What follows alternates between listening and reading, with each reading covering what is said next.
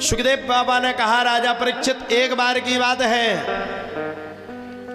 भगवान श्रीमन नारायण की उपासना भोलेनाथ कर रहे थे। जब भोलेनाथ भगवान श्रीमन नारायण की उपासना कर रहे थे तो तीनों लोग खेलने लगा।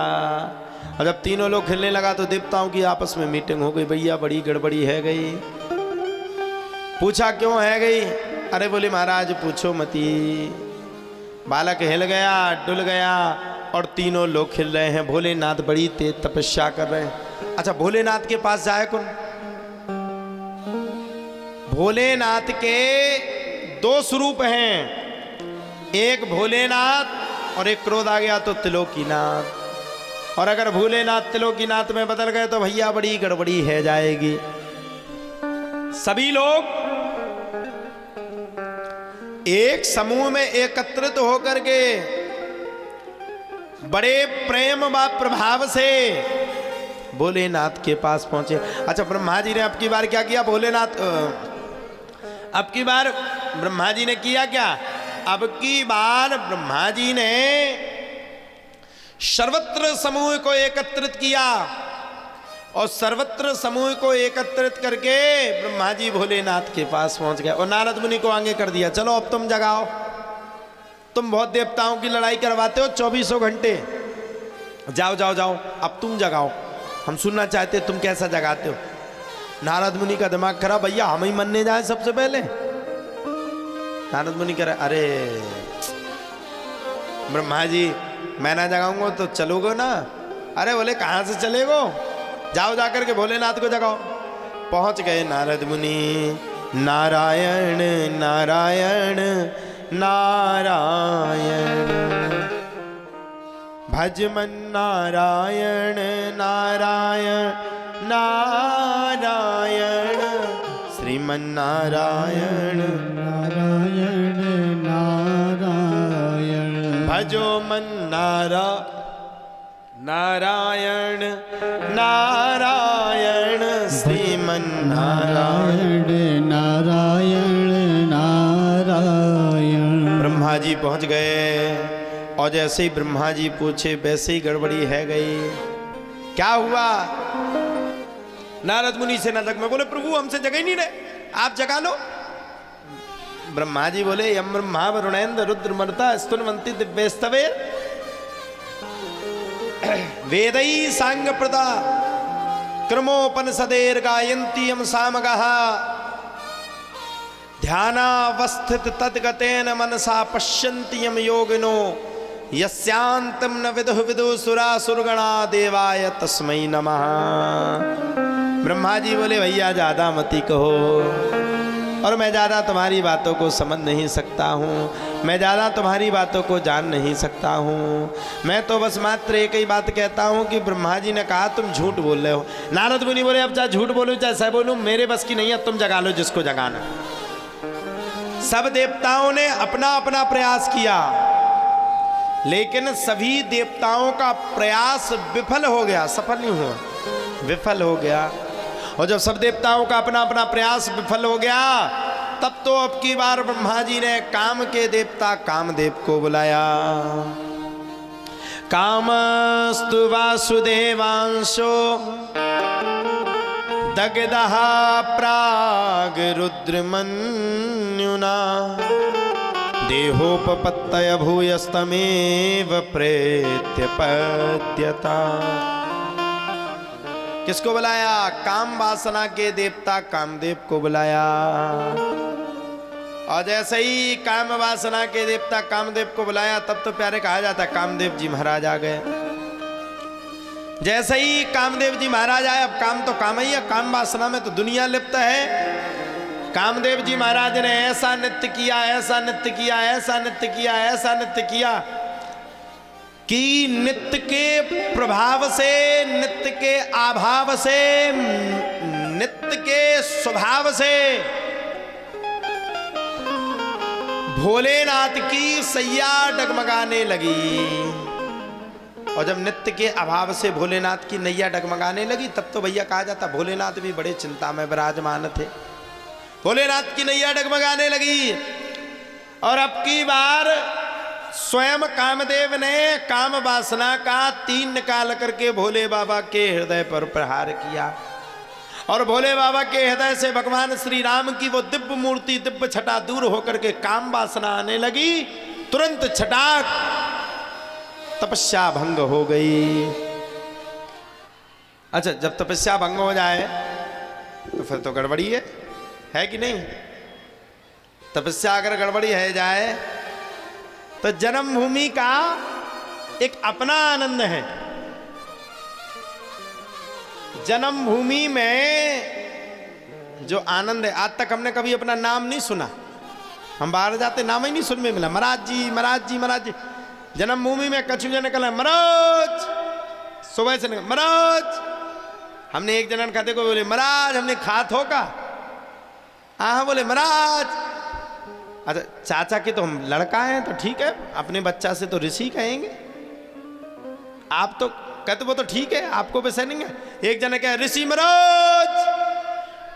हमने कहा मारा गया का इतने चले आ रहा हूं। बोले नहीं कछु काम है तो हमने काम है तो हम खंडा पटक दे ऊपर। अरे बोले कछु नहीं, आपके पास बैठना था, अच्छे लगते हो आप। अभी अभी बैठा रहा 2 घंटे, अच्छे लगते हो आप, क्यूट लगते हो। तो हमने कहा क्यूट लगते हैं तो क्या करें? बोले लगता तो यह है कि आपका गला काट करके ले जाएं। तो भैया हमने अपने सिक्योरिटी से बोला कि एक काम करियो, अब हमारी सुरक्षा ज्यादा बढ़ा दो, को गरों काट के ले जाए तो फिर काय से करें, हम छाती से थोड़ी करें कहता। तो जन्मभूमि का एक आनंद है। और सच में मैं कहना चाहता हूं, मैं बड़ा भाग्यशाली हूं जो आप सभी माताओं का आशीर्वाद मेरे सर पर है। इससे बड़ा भाग्यशाली कोई हो ही नहीं सकता है। हमारे अपने बड़े सब बैठे हैं, आप सबका आशीर्वाद पूर्ण रूप से हम सबके ऊपर है। हम लोग बड़े भाग्यशाली हैं। तो कामदेव ने जब भोले बाबा को जगाया, भोले बाबा को क्रोध आया और क्रोध में आकर के भोलेनाथ का तीसरा नेत्र खुल गया। जैसे ही भोलेनाथ का तीसरा नेत्र खुला, वैसे ही भैया भोलेनाथ ने संपूर्ण कामदेव को नष्ट करके राख में मिला दिया। पत्नी रुदन करने लगी, भोलेनाथ आपने बड़ा अन्याय किया। भोलेनाथ ने पूछा भैया मैंने क्या अन्याय किया? मेरी ओर से तो कोई भी अन्याय किया ही नहीं गया है। जो अन्याय किया वो तो तेरे पति ने किया, मुझे जगाने का प्रयास किया और मेरे मन को भटकाने का सतत प्रयास किया। ये तेरे पति की गलती है, ये मेरी गलती नहीं, कहीं तक भी मेरी गलती नहीं, किसी कालांतर तक भी मेरी गलती नहीं है, किसी समय तक भी मेरी गलती नहीं है। तब तो भैया दौड़ करके ब्रह्मा जी ने बताया, भोलेनाथ आप तपस्या में इतने संलग्न थे कि तीनों लोग आपकी तपस्या से हिल रहा था, डुल रहा था, विचलित अवचलित हो रहा था। इसलिए आपको जगाने का प्रयास स्वयं कामदेव ने किया। और बोले जब आपको जगाने का प्रयास स्वयं कामदेव जी महाराज ने किया तो आपने उसको पकड़ करके खाक में मिला दिया। भोलेनाथ को अपने आप में बड़ा पछतावा हुआ। तुरंत तत्क्षण ही भोलेनाथ ने कह दिया, कृष्ण तनय हुई है पति तोरा, वचन अन्यथा होई ना मोरा। तुरंत कह दिया कृष्ण के जो प्रथम पुत्र होगा वही तेरे पति के रूप में आ जाएगा। सुखदेव बाबा से राजा परीक्षित ने प्रश्न किया, बोले भगवान ये बात तो समझ में आ गई, लेकिन एक बात यहां पर फेल हो रही है। बोले क्या? बोले सम्रासुर नाम के राक्षस की प्रद्युम्न जी महाराज से क्या दुश्मनी थी जो जन्म लेते ही साथ पकड़ करके लेकर के गया और समुद्र में फेंक दिया? अरे बोले महाराज ये भी पुरानी दुश्मनी है। सम्रासुर का भी सम्रेणा हृतोग्रहात् अहम ते धृकता पत्नी ही रति कामो भवान, लिखा है इसमें। भवान नारायण सुता सम्रेणा हृतोग्रहात् अहम ते धृकता पत्नी रति कामो भवान प्रभो। सम्रासुर नाम के राक्षस का इतना अत्याचार, इतना पापाचार, इतना अत्याचार बढ़ गया था कि सारे नगर में उसका अत्याचार था। इसलिए भगवान ने भविष्यवाणी करके सम्रासुर से कहा था कि जो भगवान श्री कृष्ण की प्रथम संतान होगी वो तेरा काल हो जाएगी। अहम ते धृकता पत्नी रति कामो भवान प्रभु। रति देवी, और सुनो भैया, सम्रासुर नाम के राक्षस को अपने आप में बड़ा ही अचंभित लगा। और सम्रासुर नाम के राक्षस को जब अपने आप में बड़ा ही अचंभित अचंबमान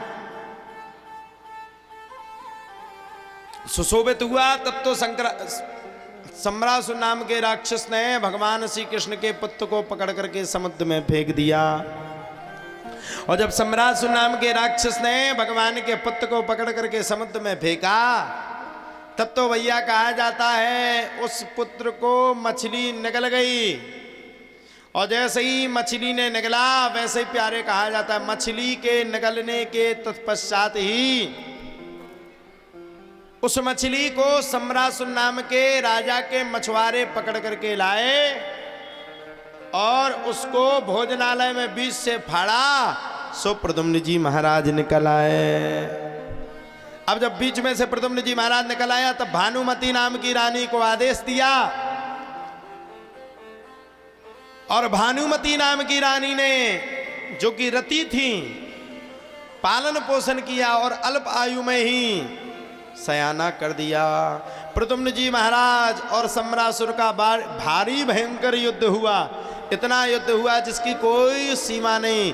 और युद्ध होते होते होते होते अंततो गत्वा बड़े प्रेम के साथ सम्रासुर नाम के राक्षस का वध कर दिया। बोले सच्चिदानंद भगवान की जय। सम्रासुर नाम के राक्षस का वध कर दिया। जब भैया सम्रासुर नाम के राक्षस का वध किया,